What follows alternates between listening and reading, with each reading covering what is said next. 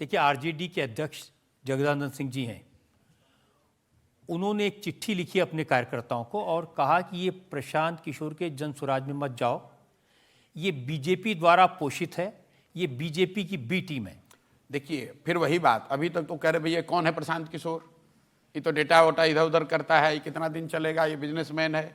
और जनसुराज तो नहीं कह रहा है कि भाई जनसुराज के भाई मित्र आप लोग छोड़कर आरजेडी मत जाइए। वो रोज चिट्ठी निकाल रहे हैं, भाई आरजेडी के मेरे साथी लालू जी का हवाला दे रहे हैं, समाजवाद की बात कर रहे हैं कि भाई आप लोग छोड़कर प्रशांत किशोर के जनसुराज में मत जाओ।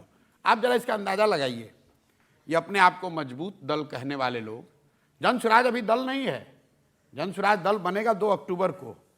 जो वहां रूलिंग पार्टी है जदयू और भाजपा, और आरजेडी वहां प्रिंसिपल अपोजिशन है, इनके दल के लोग हजारों की संख्या में छोड़कर जनसुराज ज्वाइन कर रहे हैं, जो अभी दल भी नहीं है, दल अभी है नहीं।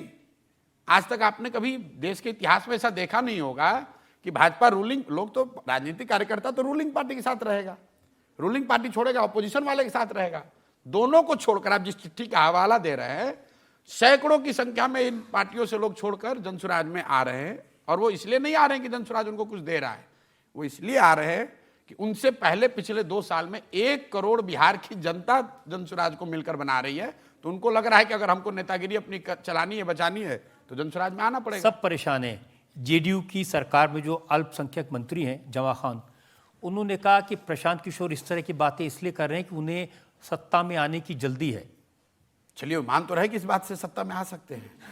इन लोगों को कौन सलाह देता है? मतलब ये लोग को देखिए, इनकी समझ, ये तो मुझे खुद ही बड़ा बना रहे हैं। एक कह रहा है कि भाई हम इनके दल में मत जाओ, और साथ में ये कह रहा है कि ये कुछ है भी नहीं। तो जब भाई कुछ है ही नहीं तो काहे घबरा रहे हो, बैठो आराम से। देखिए, इनकी हालत क्या है, सांप छुछुंदर की है। अगर वो हमारे खिलाफ बोलते हैं, अगर हमारे खिलाफ बोलेंगे, जनसुराज के खिलाफ बोलेंगे, तो लोग कहेंगे अरे ये तो कल का लड़का आया है, अभी कल का जनसुराज, आप इतने बड़े दल के नेता, आप क्यों इसको नोटिस ले रहे हैं? और अगर वो हमारे खिलाफ नहीं बोलते हैं तो उनके दल से सारे लोग भगते चले जा रहे हैं जनसुराज में। तब उनको लग ही नहीं रहा है कि हम करें तो क्या करें।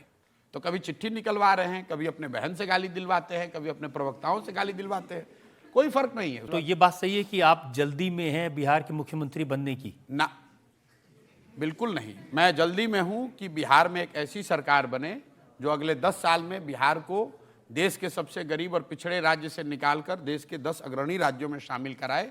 मैंने ये घोषित किया हुआ है, मैंने ये घोषित किया हुआ है। और मैं आपके कैमरे पर दोबारा रिपीट कर रहा हूं, मैंने 2 साल में गांव-गांव जाकर पैदल चल के कहा है कि इस दल का मैं ना नेता हूं ना बनूंगा। लोग कहते हैं अरे अभी तो कह रहे हैं बनेंगे यही। अब आप देखिएगा 2 अक्टूबर को दल बन रहा है, उसमें अगर प्रशांत किशोर नेता बन जाएं, आप मुझे यहाँ उल्टा लटका दीजिएगा। नहीं बनेंगे। 2 तारीख के बाद भी प्रशांत किशोर गांव में पैदल ही चल रहे होंगे, क्योंकि मैंने ये संकल्प लिया हुआ है। लोग ये कह रहे हैं कि कितना भी प्रयास कर लीजिए, बिहार की जनता नहीं सुधरेगी, वो जाति से नहीं निकलेगी। तो मेरा संकल्प, मेरा प्रयास जनता के साथ है कि चाहे 3 बरस पैदल चलना पड़े या 10 बरस, जब तक बिहार की जनता को समझाकर एक बेहतर व्यवस्था बनाने के लिए तैयार नहीं कर लेंगे, तब तक प्रशांत किशोर पीछे नहीं हटने वाले हैं। आप ये मान कर चलिए कि मैं पूरा इसके लिए संकल्पित हूं, एकदम पीछे नहीं हटूंगा। और निश्चित तौर पर बिहार की जनता को ये बात समझ में आ रही है। हमने अगर 2 साल में कभी ये भी कहा हो कि किसको वोट देना है, मैं तो ये भी नहीं कह रहा हूं किसको वोट देना है, मैं पूरे जनसुराज अभियान में बस इतना ही कह रहा हूं, इसको 1 मिनट आपका समय लूंगा, कि भाई आपने जिस किसी को वोट आज तक दिया, जिस बात के लिए वोट दिया, वो आपको थोड़ा या कम मिला है। अगर आपने मोदी को मंदिर के लिए वोट दिया, मंदिर बना। अगर आपने 5 किलो अनाज के लिए मोदी को वोट दिया, तो बिहार में जितना भी भ्रष्टाचार है 4 किलो अनाज मिल रहा है। अगर आपने नीतीश को बिजली के लिए वोट दिया, बिजली बिहार में आ गई। अगर आपने लालू जी को पिछड़े वर्ग के आवाज़ और सम्मान के लिए वोट दिया, तो पिछड़े वर्ग को आवाज़ सम्मान मिल गया। लेकिन पूरे बिहार में एक ही चीज़ है, लोगों ने अपने बच्चों के पढ़ाई और रोजगार के लिए आज तक किसी को वोट नहीं दिया है।